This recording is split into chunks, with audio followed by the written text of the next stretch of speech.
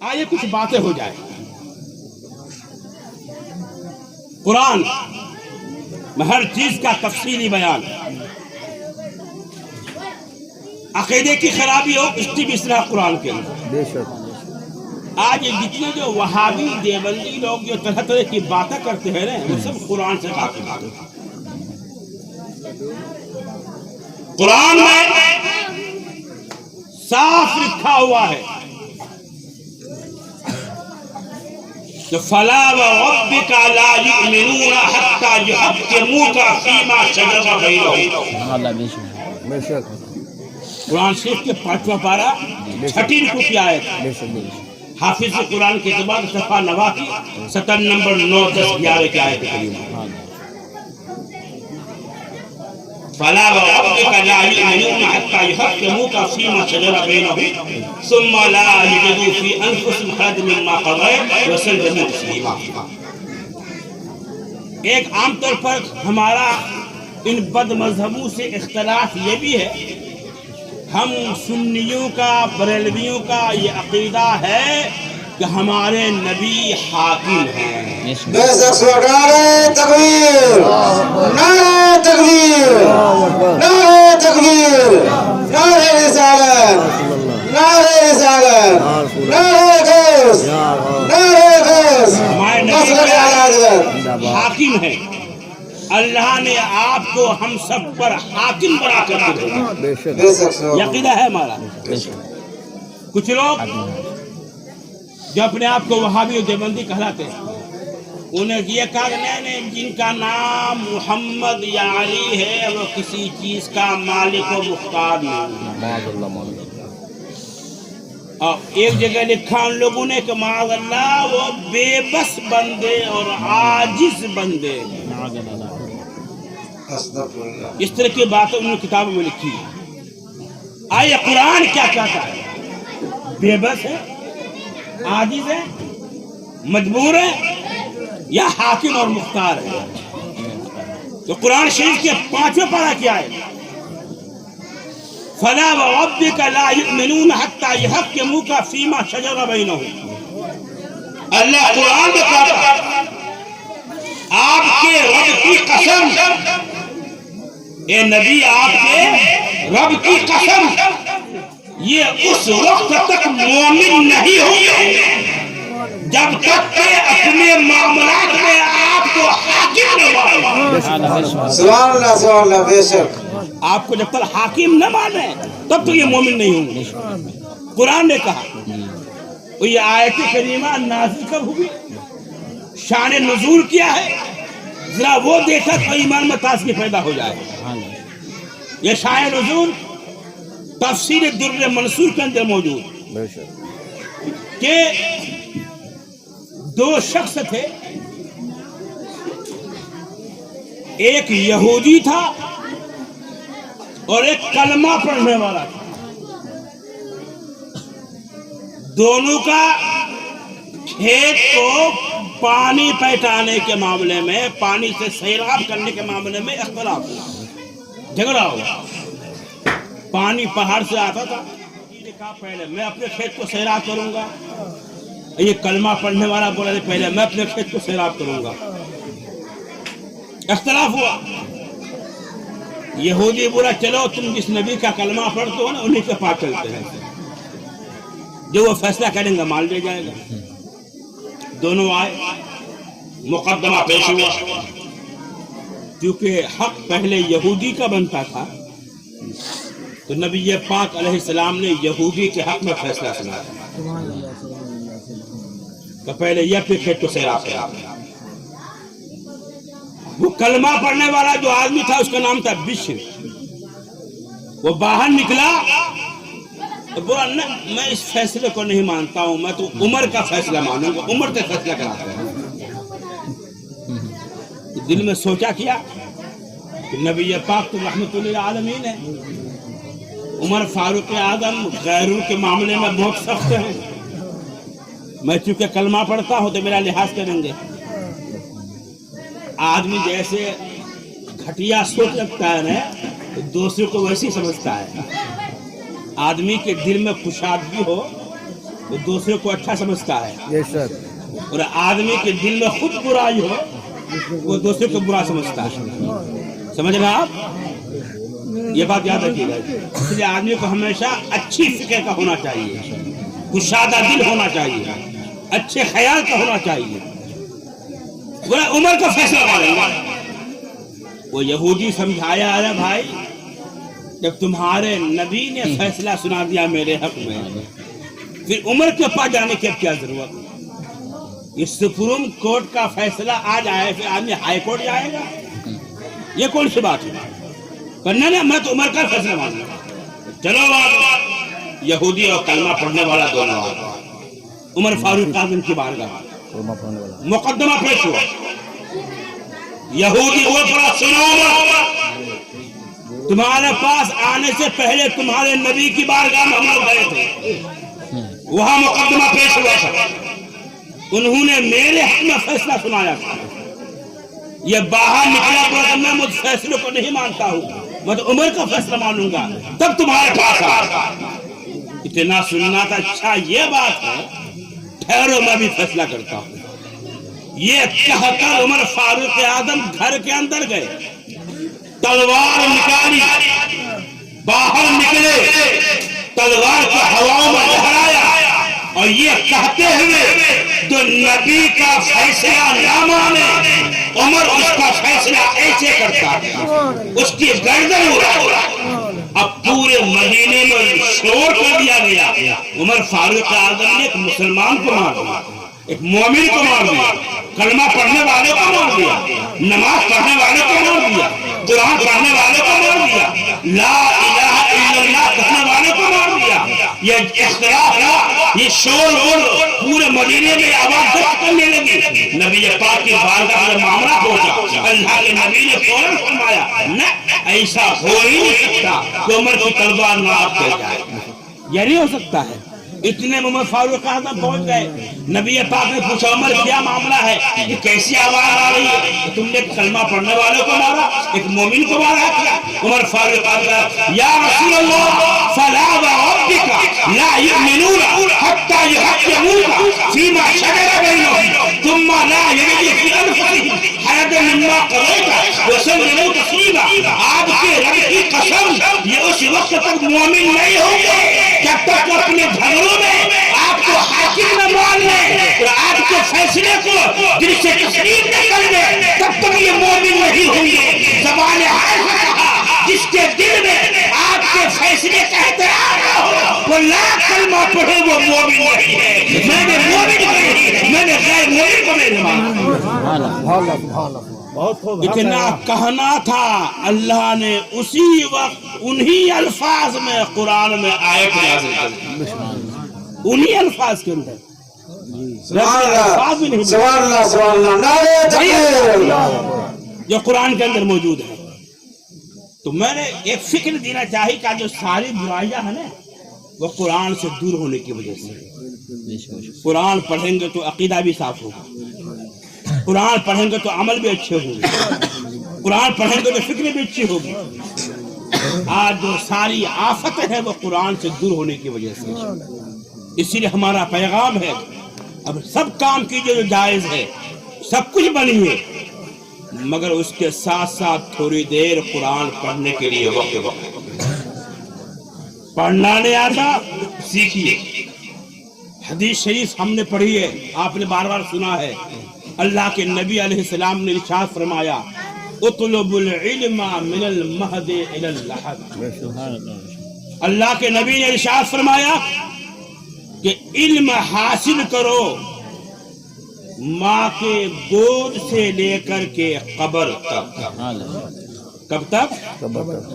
میری عمر زیادہ ہو گئی، میرے بچے بڑے بڑے ہیں، میں کام کرتا ہوں، میں کہاں سے سیکھوں گا؟ آپ کو 24 گھنٹہ کون مدرسے میں رہنے کے لیے کہہ رہا ہے؟ اب کام بھی کیجیے، کھیتی بھی کیجیے، کاروبار بھی کیجیے. چائے کی دکان میں آدھی گھنٹہ نہ بیٹھ کر حضرت کے پاس بیٹھا کیجیے، امام صاحب کے پاس بیٹھا کیجیے، عالم دین کے پاس بیٹھا کیجیے اور قرآن پڑھنا سیکھیے. سمجھ رہے ہیں آپ میری بات؟ قرآن پڑھنا سیکھیے. تو یہی قرآن ہمارے لیے سب کچھ ہے، اسی قرآن میں ہر چیز کا بیان ہے۔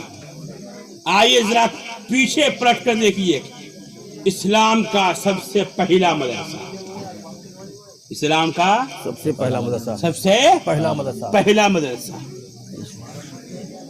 مدینہ منورہ کی سرزمین ہے، مسجد نبوی شریف ہے، اس کے بغل میں اصحاب صفہ کا چبوترا ہے، اس چبوترے پر علم حاصل کرنے والے لوگ ہیں، پڑھانے والے نبی پاک صلی اللہ علیہ وسلم ہیں، پڑھنے والے میں 15 سال کا بچہ بھی ہے، 22 سال کا نوجوان بھی ہے، 30 سال کا جوان بھی ہے، 60 سال کے بوڑھے بھی ہیں، 70 سال کے ضعیف عمر کے لوگ اس مدرسے میں پڑھنے والے، ان میں 60-70 تو ایسے تھے جو ہمیشہ وہی پڑے رہتے، وہی پر رہتے، کچھ کھانے کو ملتا تو کھا لیتے، نہیں ملتا تو ایسے ہی برداشت کر لیتے، جنہیں اصحاب صفہ کہا جاتا ہے۔ اللہ اکبر کبیرہ، حدیث پڑھے تو آنکھیں بھیگ جاتی ہیں۔ ان میں کچھ ایسے بھی لوگ تھے جن کے پاس پہننے کے لیے صرف ایک چادر رہا کرتی، کیا؟ ایک چادر کمبل نما، اسی کو اپنا یہاں ڈال دیتے تھے، یہاں تک آ جاتا، اور اسی میں نماز پڑھتے۔ جب سجدے میں جاتے تو ہاتھوں سے اپنا دونوں چادر کا کونا پکڑ لیتے کہ کھل نہ جائے، سطر ظاہر نہ ہو جائے۔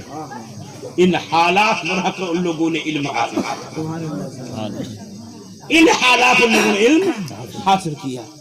جب پڑھ کے نکلے تو آج پوری دنیا ان صحابہ کرام کو اپنا امام مانتی ہے، ان کا صدقہ ہم پڑھ رہے ہیں۔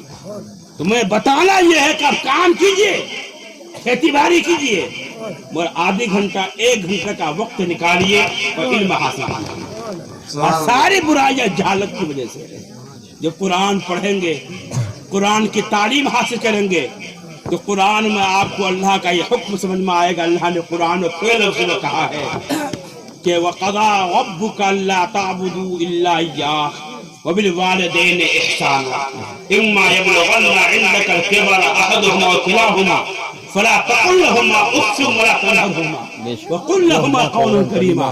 جب رب کا حکم یہ پڑھیں گے تو تیرے رب کا تاکیدی حکم ہے کہ تم صرف اللہ کی عبادت کرو اور اپنے ماں باپ کے ساتھ اچھا سلوک کرو۔ ان میں سے دونوں کو ایک جب تمہارے پاس بڑھاپے کو پہنچ جائے تو تم انہیں اف تک مت کہنا، نہ انہیں جھڑکنا، ان سے نرم بات کہنا۔ کیا کہنا؟ وَاخْفِضْ لَهُمَا جَنَاحَ الذُّلِّ مِنَ الرَّحْمَةِ، اور تم ان دونوں کے لیے اپنے رحمت کے بازو کو پھیلا دینا۔ وَقُلْ رَبِّ ارْحَمْهُمَا كَمَا رَبَّيَانِي صَغِيرًا، اور یہ دعا کرنا کہ مولا تو میرے ماں باپ پر ویسے ہی رحم فرما جیسے انہیں بچپنے میں میری تربیت کی ہے۔ قرآن کی تعلیم پڑھے گا، بار بار سنے گا کہ ماں سے جھگڑے گا نہیں، باپ کو ڈانٹے گا نہیں، انہیں گالی بھی نہیں دے گا، ان کا پھر احترام کرے گا۔ جب یہ حدیث پاک پڑھ لے گا کہ الجنت تحت قدم اقدام الامہات، کہ جنت ماں کے قدموں کے نیچے ہے، تو آدمی سے کسی اور کے پاس جا کر کے وقت برباد نہیں کرے گا، وقت ملے گا تو ماں کے قدموں میں بیٹھنے کی کوشش کرے گا۔ آج حال کیا ہے جو ہم دیکھتے ہیں کہ آدمی بوڑھے ماں باپ گھر میں ہے، بیٹا اپنی بیوی بچوں کو لے کر دلی میں رہ رہا ہے نا ایسا؟ یہاں بوڑھے ماں باپ بیمار ہیں، ان کے علاج کے لیے کوئی دیکھنے والا نہیں ہے، اور بیٹا اپنے بیوی بچوں کو لے کر دلی میں خوش ہے۔ یہ عام طور پر ہو رہا ہے۔ پہلے زمانے میں ہوتا کیا تھا، کچھ لوگ بوڑھے ماں باپ کو گھر سے نکال دیا کرتے تھے۔ اب کیا حالات بن گئے، بوڑھے ماں باپ گھر میں پڑے رہے، خود ہی باہر نکل جاتا ہے۔ بات وہی ہے۔ اگر قرآن کا علم ہوگا، حدیث کا علم ہوگا، پھر حضرت اویس قرنی کی یاد سے آئیے میں بتاؤں آپ کو، ایک انسان ہے جن کو دنیا اویس قرنی کے نام سے یاد کرتی ہے۔ اویس قرنی یمن میں رہنے والا انسان، کہاں رہنے والا؟ یمن یمن، ملک یمن میں نبی پاک علیہ السلام کی خوشبو یمن تک پھیل گئی ہے۔ اویس قرنی کو پتا چل گیا کہ نبی پاک مدینہ شریف میں تشریف فرما ہے، کلمہ پڑھ لیے، مسلمان ہو گئے، دل تڑپ رہا ہے کب جاؤں مدینہ شریف اور نبی پاک کی زیارت کروں۔ ہر مومن کی خواہش سرکار کی زیارت ہو جائے، بے شک بے شک اور مومن یہ تمنا کرتا ہے کہ اللہ خواب میں ہی صحیح نبی کا دیدار ہو جائے۔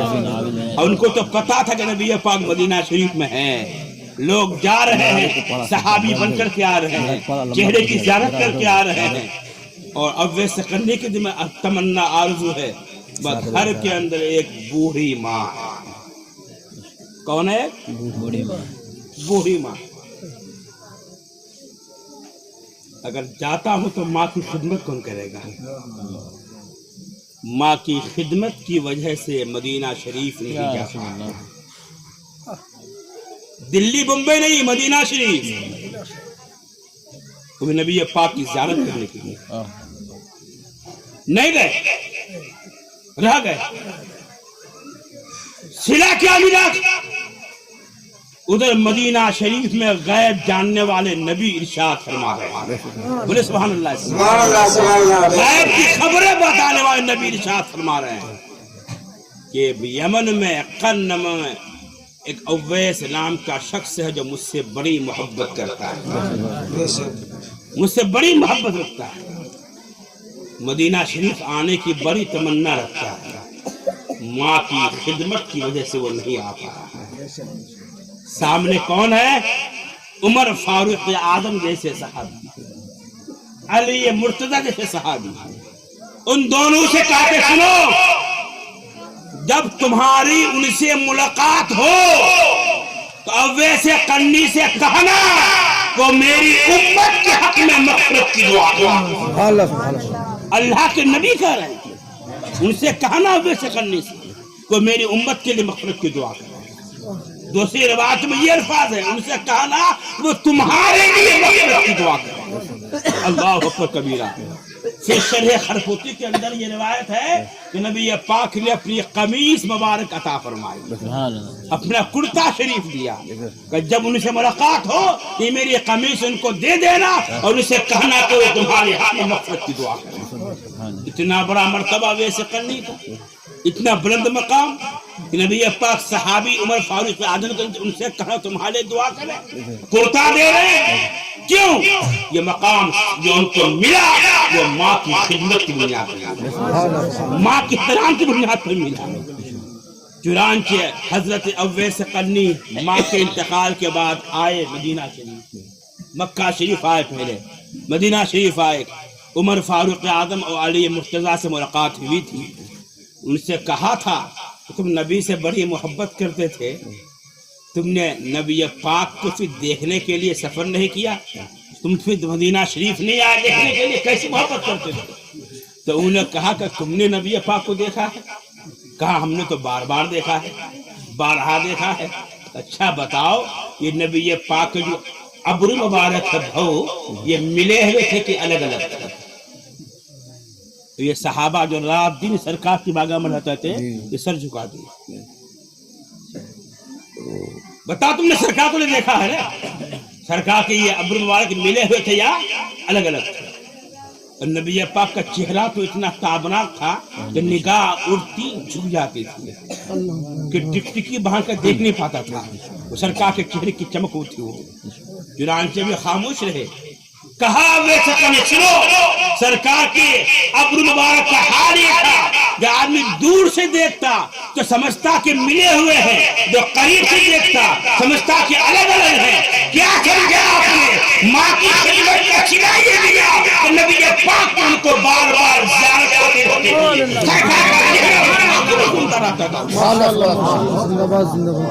یہ اتنا بڑا انعام جو ان کو ملا وہ ماں کی خدمت کی بنیاد پر۔ میرے پہلے کا یہ ساری آفت قرآن و حدیث سے دور ہونے کی بنیاد پر۔ ابھی قرآن پڑھے، حدیث پڑھے، پھر سمجھے کہ اسلام کس چیز کا نام ہے، ماں باپ کے حقوق کیا ہیں، بڑوں کا ادب کیا ہے، پڑوسی کو حقوق کیا ہے. آج ہمارا حال کیا ہے؟ بہت کم گھر ایسا ہے جہاں ایک پڑوسی دوسرے پڑوسی سے خوش دکھائی پڑتا ہوگا، ہے نا ایسا؟ بے شک. چھوٹی چھوٹی زمین پر جھگڑا، راستے کے لیے جھگڑا. ایک انگن میں اگر دو بھائی ہے تو بیچ میں دیوار کھڑی ہو جاتی ہے.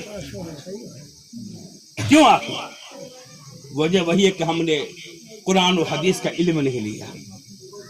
حدیث شریف میں صاف لکھا ہے، نبی پاک علیہ السلام کی بارگاہ میں عرض کیا گیا کہ یا رسول اللہ، فنا عورت ہے جن کے تعلق سے یہ بیان کیا جاتا ہے وہ بہت نماز پڑھتی، بہت روزے رکھتی، خوب خیرات و صدقات کرتی ہے، مگر اس کی زبان سے پڑوسیوں کے لوگ تکلیف بھی پاتے ہیں. وہ اپنی زبان سے پڑوسی کو تکلیف بھی پہنچاتی ہے. اللہ کے نبی علیہ السلام نے ارشاد فرمایا وہ عورت جہنم. کہاں ہے؟ جہنم. نمازی بہت ہے، وہ نماز خوب روزہ رکھتی، صدقہ خیرات کرتی، مگر اپنی زبان سے پڑوسی کو تکلیف پہنچاتی ہے. تو اللہ کے نبی نے کہا کہ وہ عورت جہنم. پھر کہا گیا یا رسول اللہ، فنا عورت ہے جس کے تعلق سے بیان کیا جاتا ہے اس کے نماز روزہ میں کچھ کمی ہے، پنیر کے ٹکڑے صدقہ کرتی ہے، مطلب معمولی چیز صدقہ کرتی ہے، زیادہ صدقہ نہیں کرتی ہے، مگر اپنی زبان سے کسی کو تکلیف نہیں پہنچاتی. اللہ کے نبی علیہ السلام نے ارشاد فرمایا وہ عورت جنت میں، وہ جنتی ہے.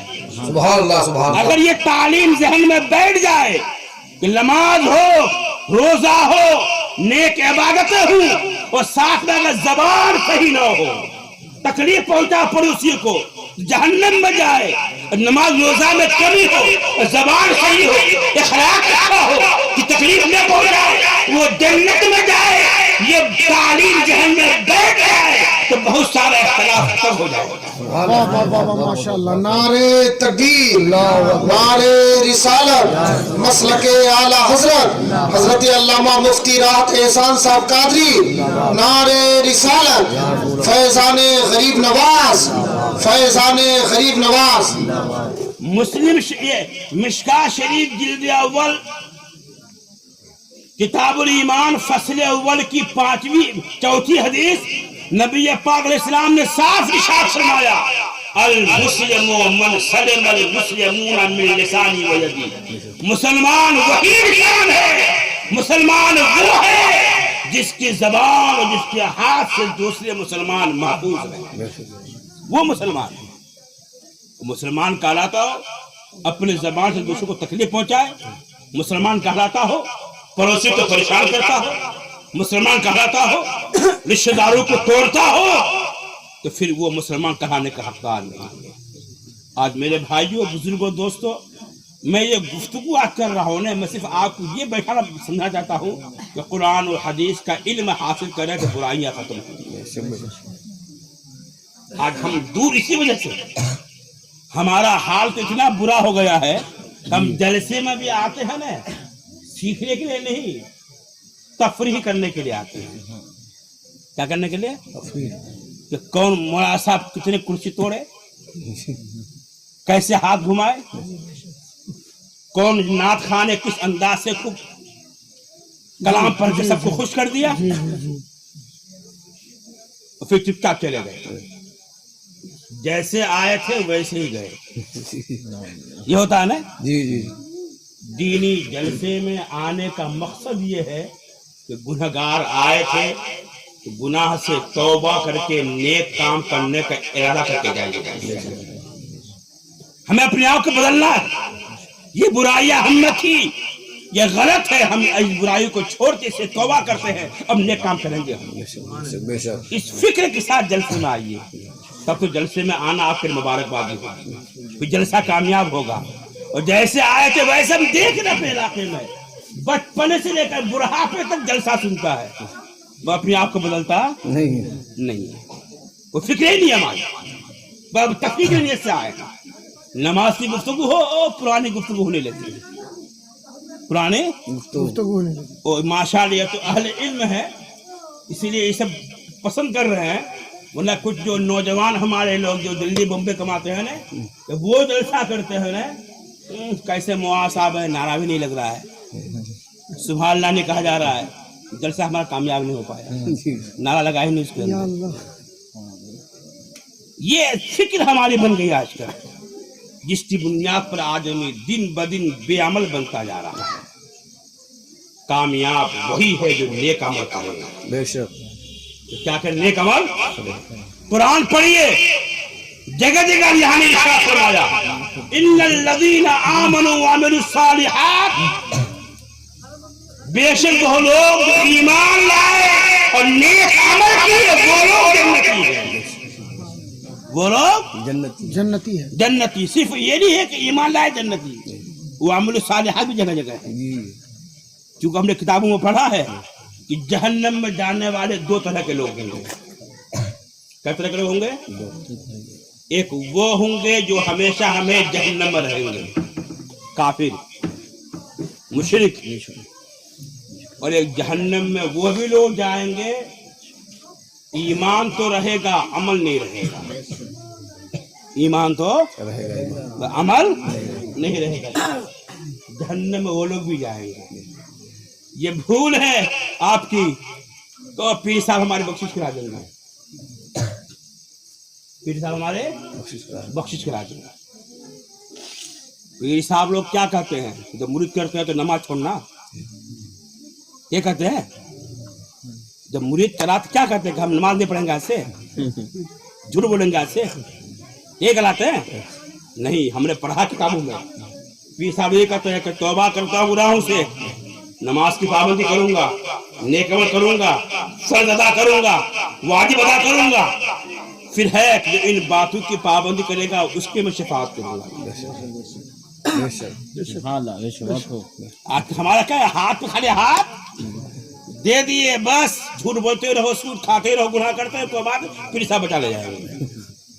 حدیث شریف میں صاف لکھا ہوا ہے, مشکاۃ شریف کی حدیث ہے, اللہ کے نبی علیہ السلام نے ارشاد فرمایا الکیس من دانا نفسہ وعمل لما بعد الموت والعاجز من اتبع نفسہ ہواها وتمنى علی اللہ. یہ مشکاۃ شریف کی حدیث ہے. یہ نبی پاک علیہ السلام نے ارشاد فرمایا عقل مند وہ انسان ہے جو خود اپنے آپ کا محاسبہ کرے, اپنے آپ کا محاسبہ کرے.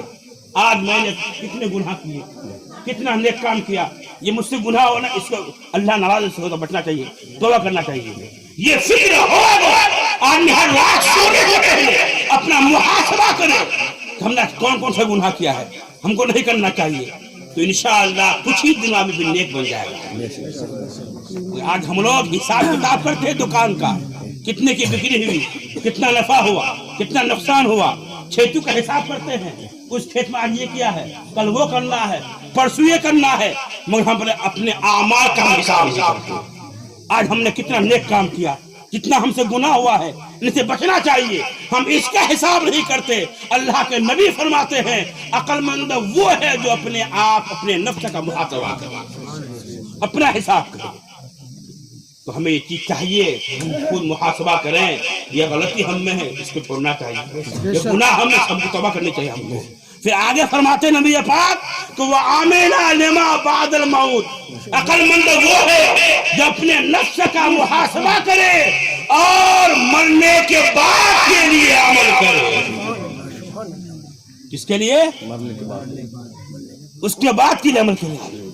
ہم یہ عمل کر رہے ہیں, اس کا اجر ہمیں خدا دے گا. آج ہمارے فکر کیا ہے, ہم تو عام لوگ نہیں اچھے چیز سنتے ہیں حضرت. اب بھلائی کا زمانہ نہیں رہا. لوگ بولتے ہیں نا کہ کسی کے ساتھ اچھائی کرو تو ہم سے برائی سے پیش آتا ہے. یہ عام زبان آج کل ہے.